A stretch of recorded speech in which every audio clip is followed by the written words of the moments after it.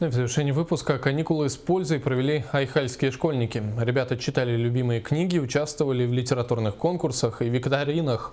В поселковом центре дополнительного образования детей прошла книжкина неделя. В волшебный мир книги окунулась и Оксана Мезенцева. Воспитанница центра Юлия Рожина читает с 6 лет. Любовь к книге прививали в семье.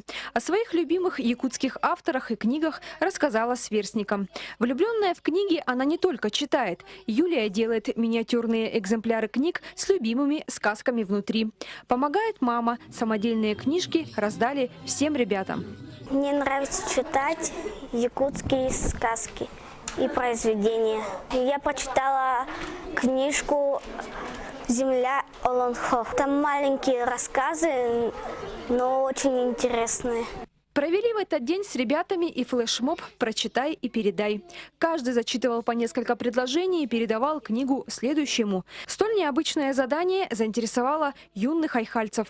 Как отметили в центре, именно через детскую книгу воспитывают детей. Были организованы КВН по сказкам Андерсона, игра «Квест Лабиринт», День загадок. Показали ребятам и мультфильмы по мотивам любимых народных сказок. Пока многие с интересом смотрели на экран, некоторые читали получившую в подарок самодельную книгу. Книжкина неделя завершилась. Итог назвали лучших читателей. В библиотеке центра на дом выданы десятки книг и журналов. Спросом теперь пользуются и якутские авторы.